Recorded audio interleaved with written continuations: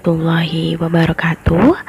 Baiklah, di sini kami perwakilan dari kelompok 1 ingin mencoba menjelaskan kepada teman-teman semua mengenai materi mata kuliah taksonomi vertebrata.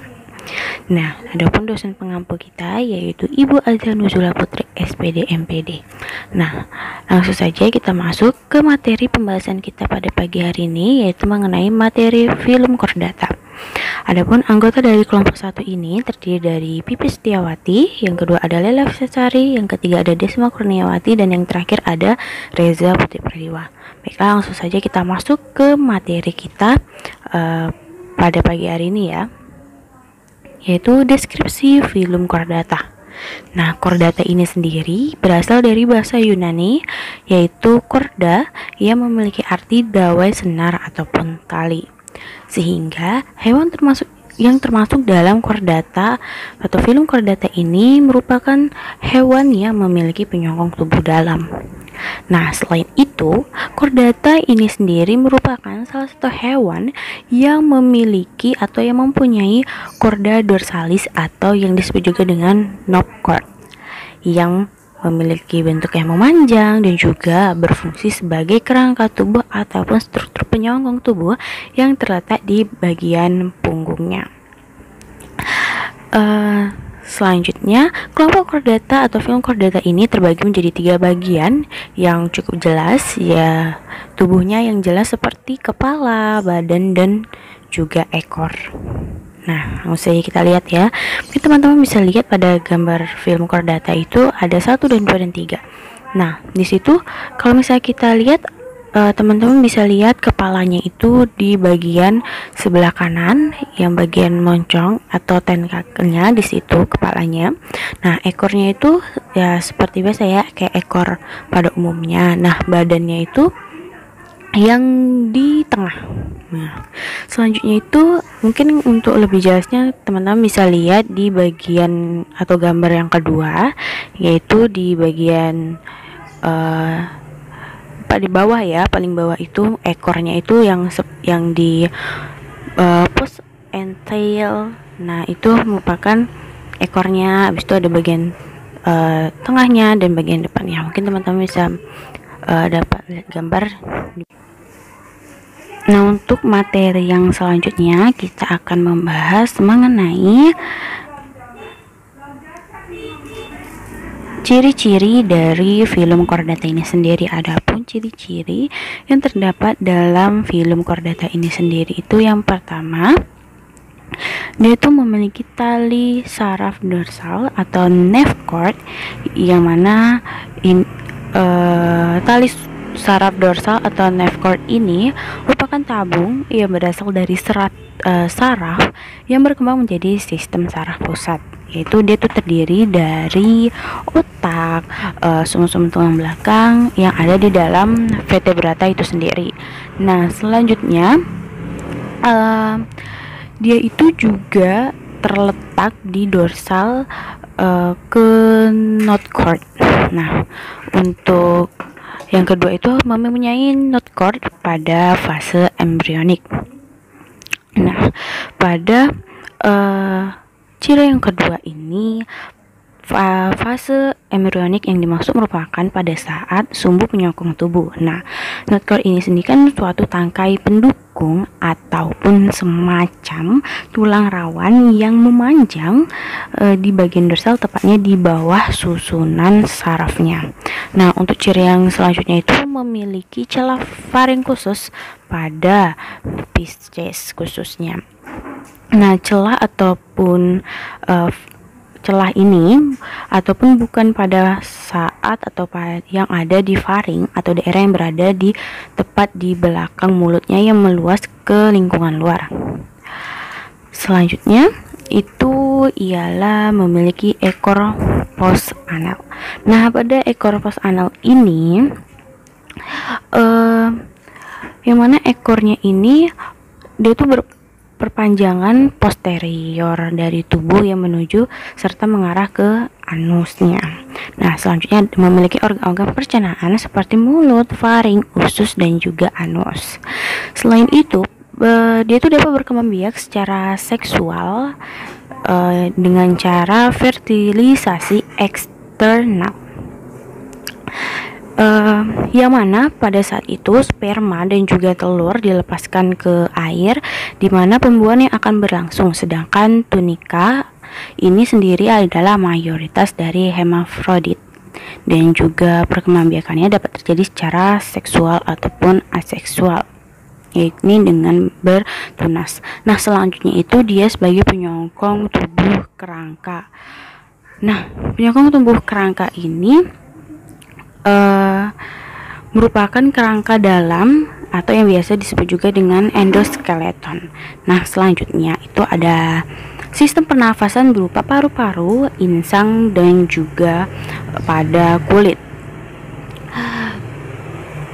Karena kan setiap chordata hidupnya berbeda-beda, ada yang tinggalnya di air, yaitu dia bernafas dengan menggunakan insang, ada yang di darat, yaitu dengan menggunakan paru-paru dan sebagainya. Nah, selanjutnya ciri-ciri yang selanjutnya itu ialah sistem peredaran darah yang tertutup.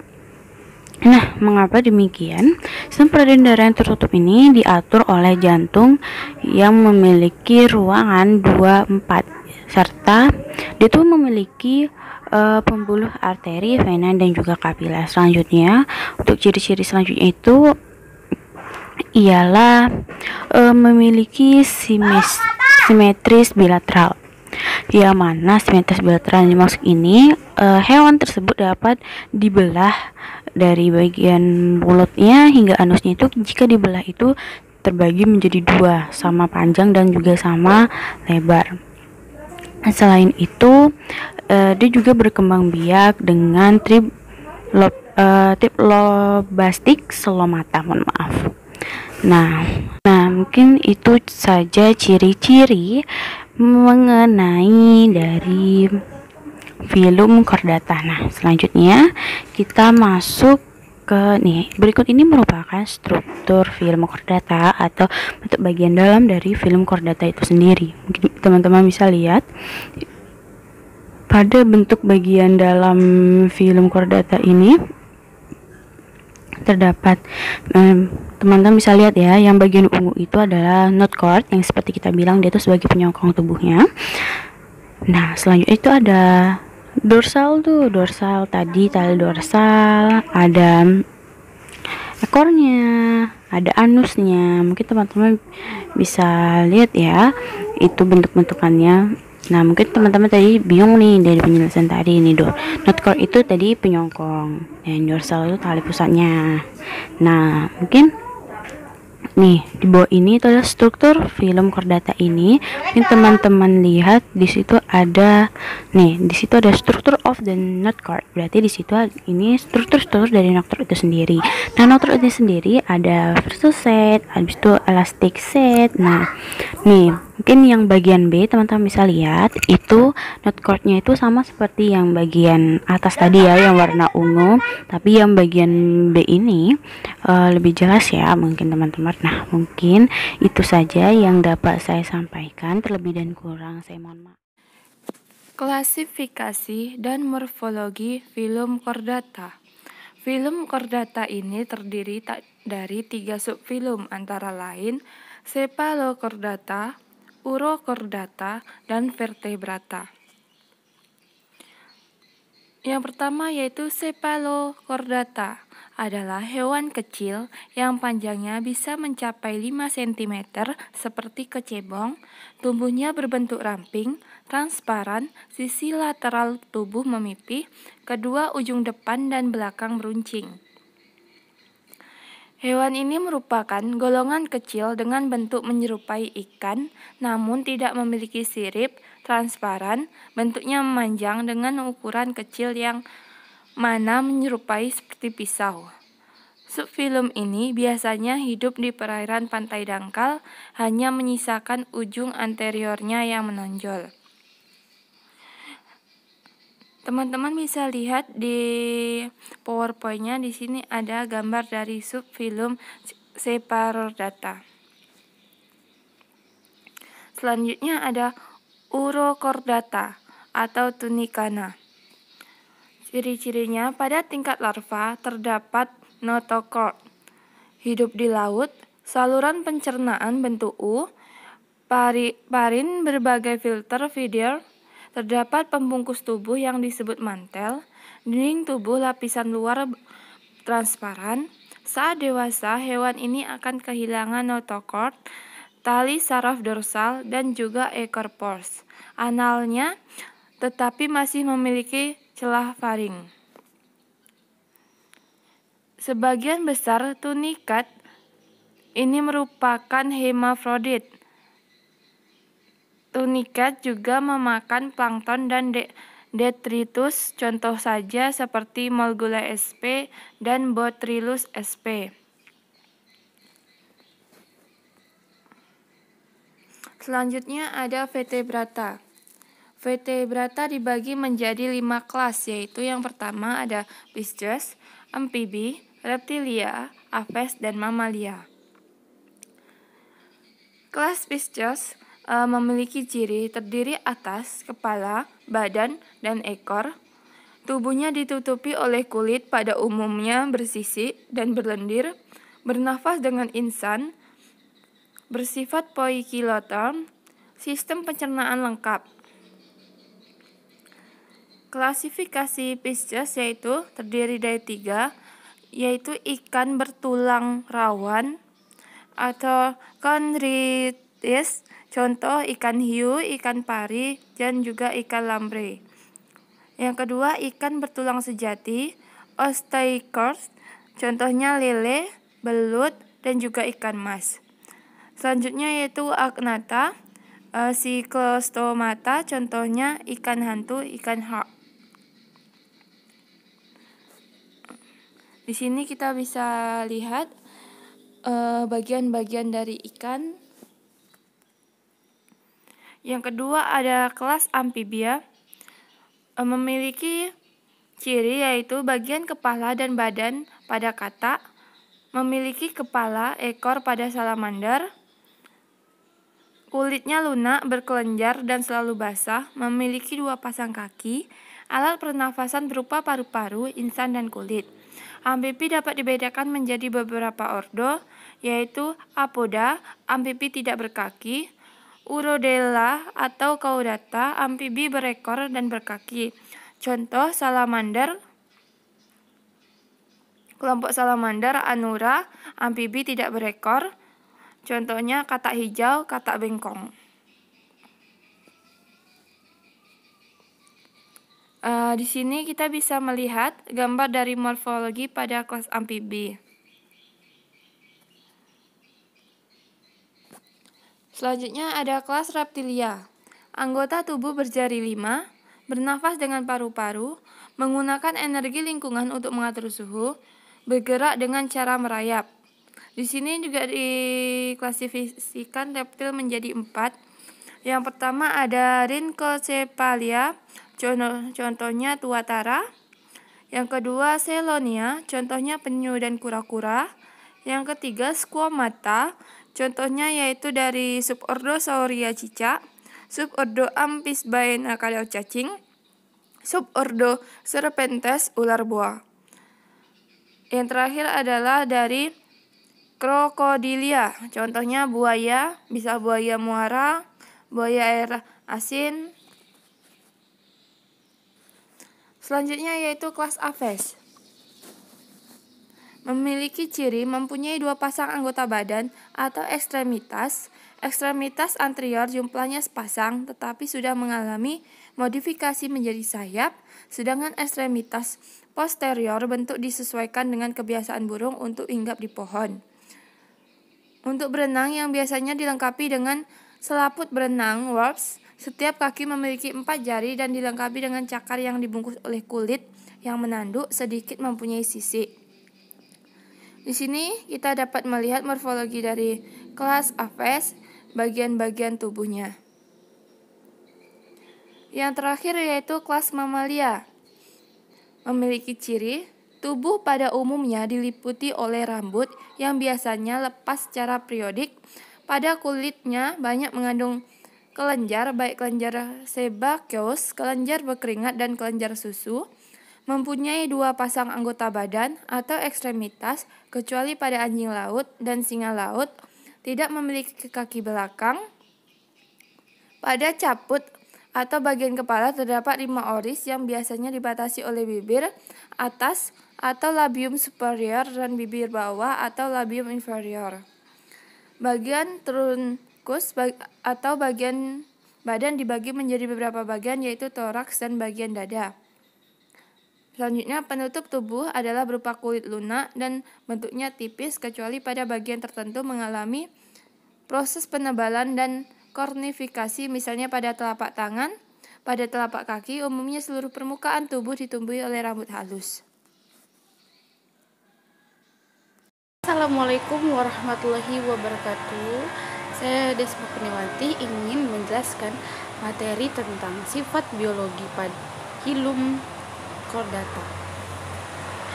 Nah, pada filum chordata ini memiliki sifat yaitu terdapat dinding pinnex, adanya sulci yang terdapat pada keadaan embrio ataupun lubang-lubang yang ada pada keadaan larva ataupun seumur hidup. Nah, serta lubang-lubang tersebut ini merupakan salah celah insang. Nah, yang kedua, adanya chorda dorsalis yang terdapat pada saat keadaan embrio, larva ataupun seumur hidup. Dan chordata dorsalis ini terjadi pada endoterm primer. Dan di dalam pusat tersusun saraf terdapat rongga yang hanya terdapat pada saat keadaan larva. Nah, rongga-rongga inilah yang dinamakan dengan neuroseia. Nah, selanjutnya yaitu reproduksi pada filum chordata. Filum chordata reproduksinya terbagi menjadi dua, yakni dengan secara seksual dan aseksual. Nah, pada gambar di bawah ini terdapat fertilisasi dibagi menjadi dua, yaitu eksternal dan internal. Lalu perkembangan embrio dan kelahiran keturunannya dibagi lagi menjadi tiga, yaitu ovipar, vivipar, dan ovivipar. Sekian yang dapat saya sampaikan. Terima kasih. Assalamualaikum warahmatullahi wabarakatuh.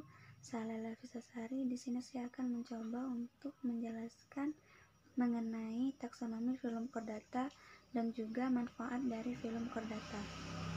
Adapun taksonomi dari filum chordata yaitu kingdom Animalia, filum chordata, dan subfilum Tonicata yang terdiri dari kelas Ascidiacea, kelas Thaliacea, kelas Appendicularia, dan kelas Sorberacea. Selanjutnya yaitu ada subfilum Cephalochordata yang terdiri dari kelas Leptocardi atau Lancelots.